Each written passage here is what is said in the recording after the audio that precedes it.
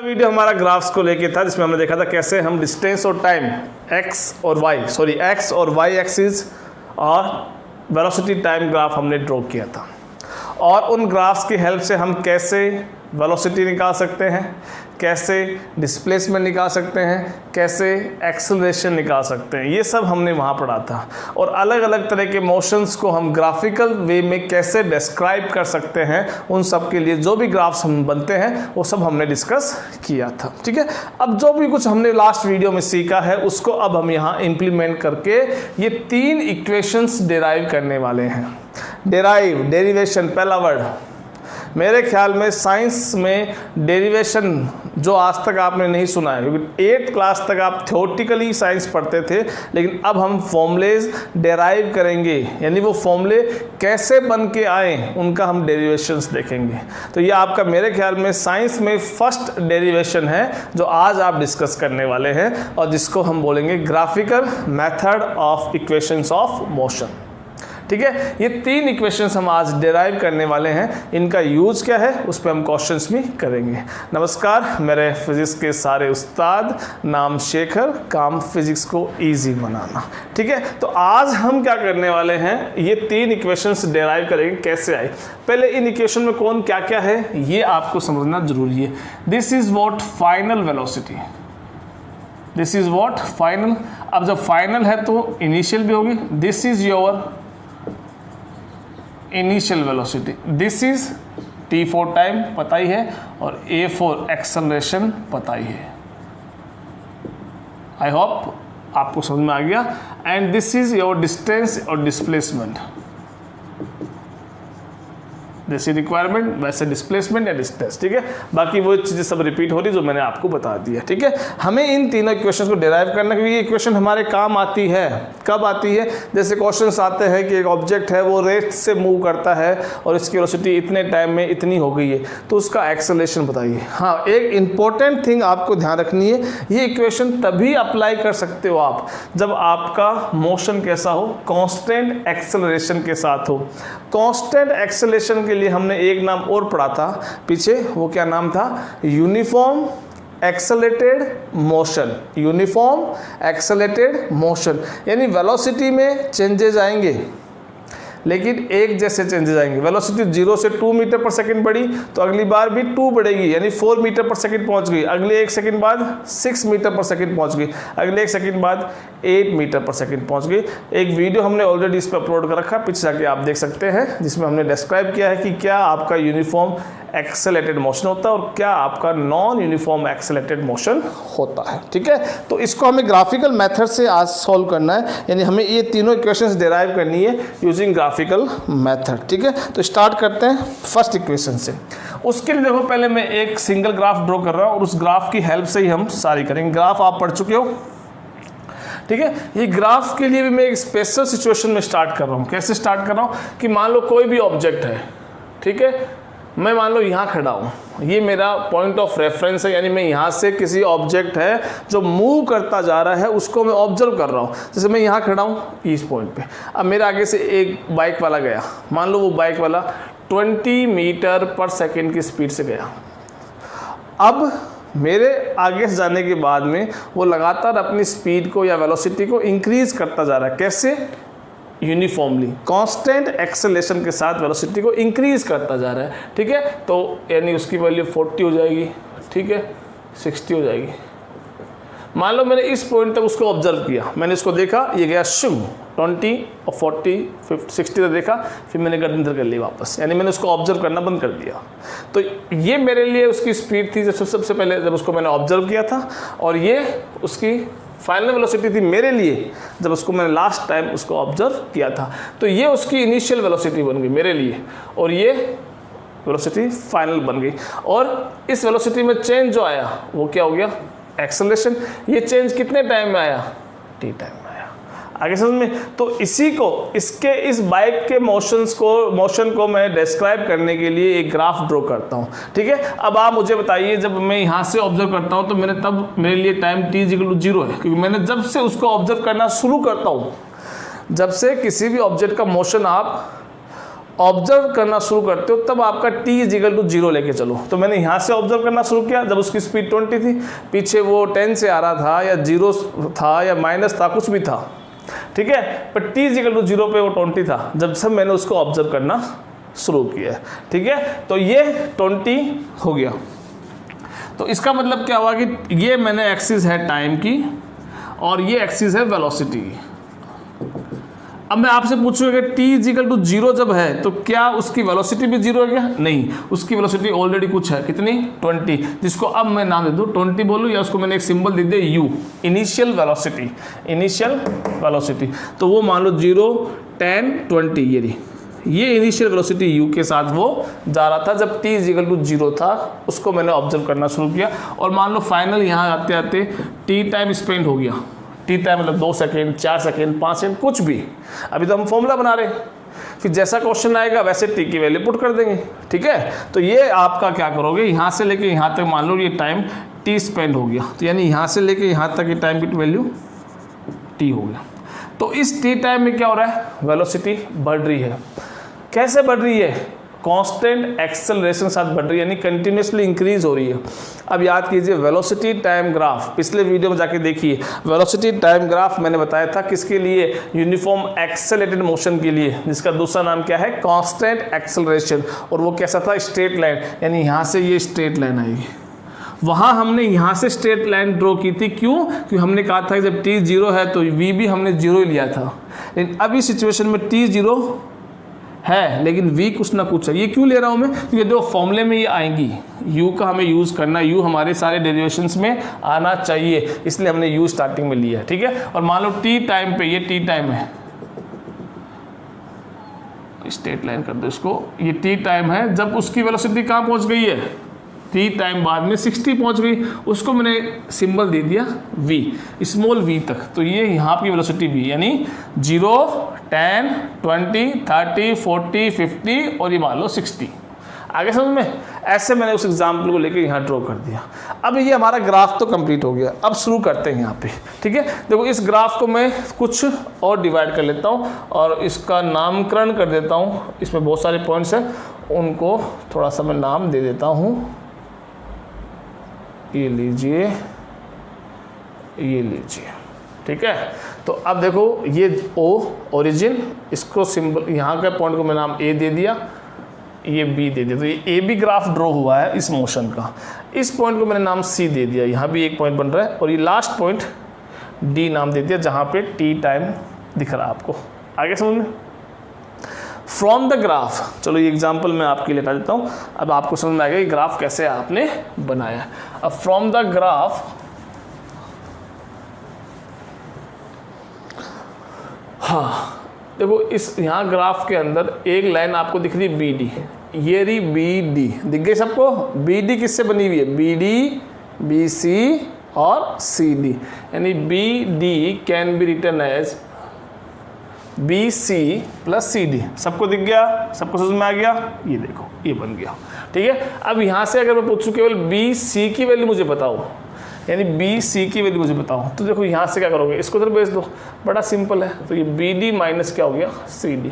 अब BD और CD की वैल्यू हमें पता है क्या? देखो पता है। कैसे पता है? यहाँ से जो स्टार्ट किया आपने और ये U आया, यानी ये यहाँ से लेके यहाँ तक ये क्या है? U, और यहाँ से लेके यहाँ तक ये क्या है? V, यानी यहाँ से लेके यहाँ तक ये क्या है? ये आपका V है, क्योंकि 0 से ये 60, 0 से ये 20, 0 से U, 0 से V, 0 से T। आगे समझ में? तो यहाँ से यहाँ देख रहे हो आप। तो देखो अब BD की वैल्यू क्या है? तो देखो BD ये रहा, BD क्या इसके पैरेलल नहीं है क्या? और BD की वैल्यू क्या हो सकती है? V हो सकती है, तो मैंने यहाँ V लिख दिया।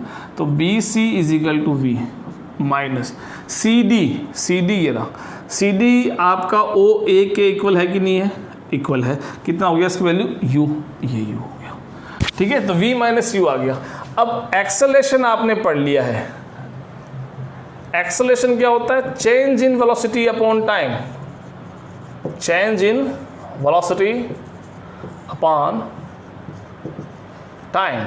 सो A is equal to change in velocity. देखो कितना वेलोसिटी में चेंज आया? पहले ऑब्जेक्ट U पे था, कहाँ पहुँच गया, v पे पहुँच गया, तो u और v, तो चेंज कैसे निकालते हैं आप, फाइनल वेलोसिटी माइनस इनिशियल, यानी v minus you, v minus you, v minus you ये रहा, तो ये change velocity v minus you, ठीक है, यानी यहाँ से लेके यहाँ तक ये क्या है, v माइनस यू है, डिवाइड बाई टाइम।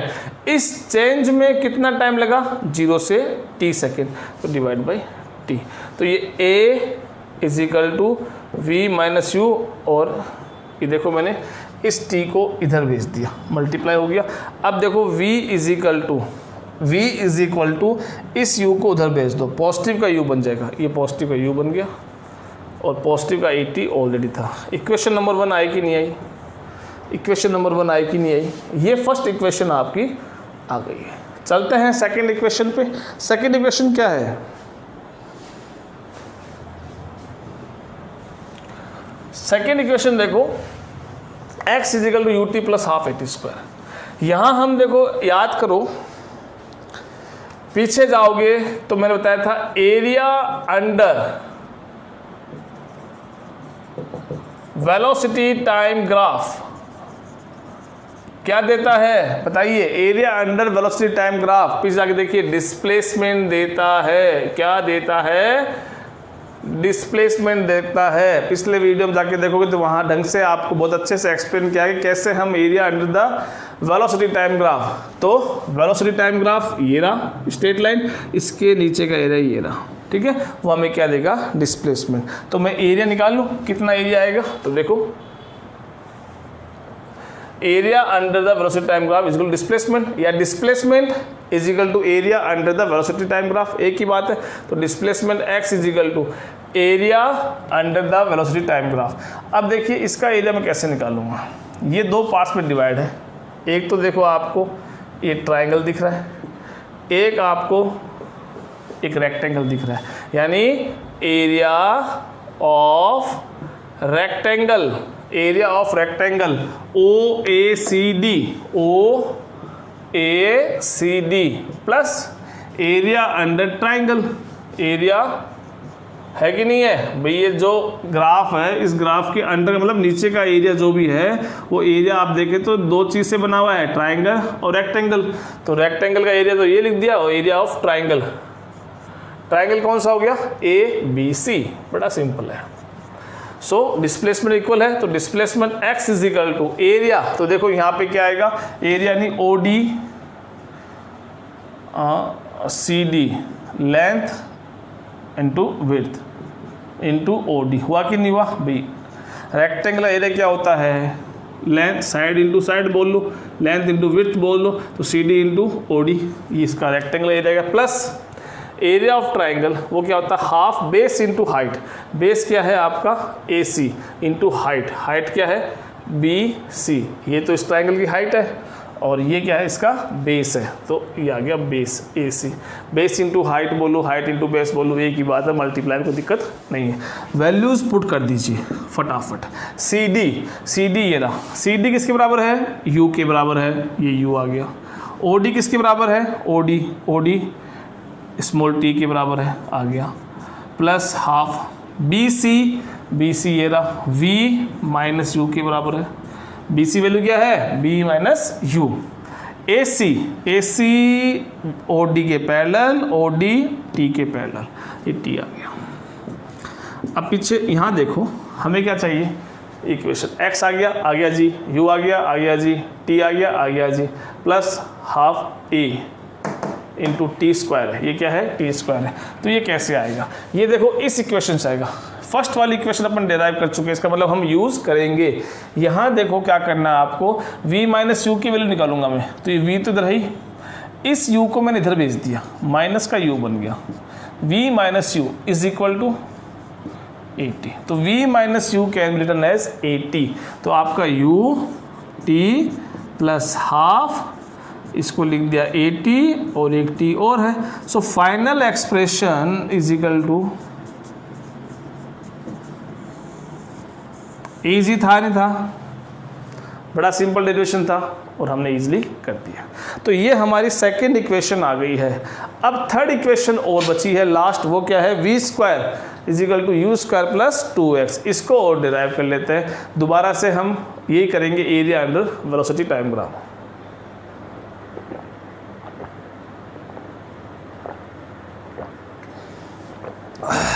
देखिए भाई, राइट डाउन कर लीजिए।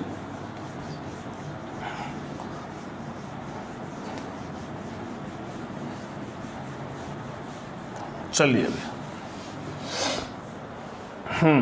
अब देखो लास्ट इक्वेशन डिराइव करते हैं। ये लास्ट इक्वेशन क्या है आपकी, v square is equal to u square plus 2x। अब आप ध्यान से देखिए, ये जो शेप दिख रही है आपको, एरिया अंडर द ग्राफ। पहली बात तो वही आपका कि अभी बताया मैंने आपको, area under the graph, area under the velocity time graph क्या देता है, डिस्प्लेसमेंट देता है। ये बात तो यूज़ करनी। लेकिन अब हम क्या कर रहे हैं, एरिया देखो, अभी तो इसको हमने रेक्टेंगल प्लस ट्राइंगल कहा था, रेक्टेंगल प्लस ट्राइंगल कहा था। लेकिन आप अगर देखो तो इसको दोनों को एक साथ हम बोले तो ये ट्रेपेजियम है कि नहीं है, ये एक ट्रेपेजियम है कि नहीं है। तो अब ये क्या है, ट्रेपेजियम लेके हम इसको सॉल्व करेंगे। क्या लेके सॉल्व करेंगे इसको, ट्रेपेजियम लेके सॉल्व करेंगे। ट्रेपेजियम का आपने एरिया पढ़ रखा है, वो एरिया क्या होता है, sum of parallel sides, sum of parallel sides, यानी इस ट्रेपेजियम की जो साइड्स पैरेलल है उनका sum divide by 2 into base. देखो यहाँ पे, अब ट्रेपेजियम में देखो साइड्स दो ही होती है पैरेलल, इसके पैरेलल ये साइड है, इसको आप पैरेलल नहीं कह सकते। ये साइड के ये वाली साइड पैरेलल नहीं है, ये साइड इस साइड के पैरेलल है। तो इन दोनों का आपको सम करना है, डिवाइड बाय 2 करना है। फिर बचा कौन, multiply base. So easy. So x is equal to sum of parallel sides, sum of parallel sides. देखिए यहाँ पे कौन कौन है, OA, एक तो ये पैरेलल है और दूसरी कौन सी है ट्रेपेजियम की, ये वाली, यानी BD या DB एक ही बात है, कैसे लिख दो, डिवाइड बाई 2 इंटू बेस ये रहा T, ये बेस आ गया। x is equal to, value put करो, OA की वैल्यू क्या है, OA की वैल्यू U है, ठीक है, और DB की वैल्यू क्या है, DB, ये रहा DB, ये DB है। DB कौन है, ये V के इक्वल है। तो U plus V, U plus V या V प्लस U, एक ही तो बात है कि नहीं है। DB की वैल्यू V, OA की value U, V plus U या U प्लस V, क्योंकि जब प्लस है तो कोई दिक्कत नहीं, कोई भी लिख दो आप पहले, डिवाइड बाई 2 इनटू टाइम। अब थोड़ा सा फोकस करो यहाँ पे, यहाँ आप फोकस करोगे तो आपको क्या दिख रहा है, there is a no t in the equation. इस इक्वेशन में कोई भी t टर्म नहीं आ रही है, यानी हमें भी क्या करना है, इस पॉइंट पर पहुँचने के बाद में इस t को रिमूव करना है, ठीक है। t को कैसे रिमूव करेंगे, again we are using equation number 1। ये दोबारा इक्वेशन नंबर 1 लिया हो, जैसे यहाँ से ले लो, ये भी इक्वेशन 1 तो थी, यहाँ से लिया हो। अब t नहीं चाहिए हमें, तो t को हम किसके इक्वल लिख सकते हैं, v माइनस यू, तो यहाँ था ही, इस a को जो मल्टीप्लाई में था इसको डिवाइड में भेज दीजिए, इज इक्वल टू t। तो v minus you upon a बन जाता है t। तो इस t की वैल्यू मैंने यहाँ पुट कर दी, ठीक है, डिवाइड बाई a। अब देखिए यहाँ पे 2a, इन दोनों को डिवाइड को इधर भेज दिया, तो ये बन गया 2ax इज इक्वल टू, इस तरफ v प्लस u और v माइनस u, बचा नहीं बचा। अब एक आइडेंटिटी याद कीजिए कि a plus b into a minus b is equal to a square minus b square, होता कि नहीं होता है, होता कि नहीं होता है, ठीक है। अब मैं यहाँ कुछ बोलूँगा नहीं और मैं करता हूँ, आप मुझे, तो ये 2ax इज इक्वल टू,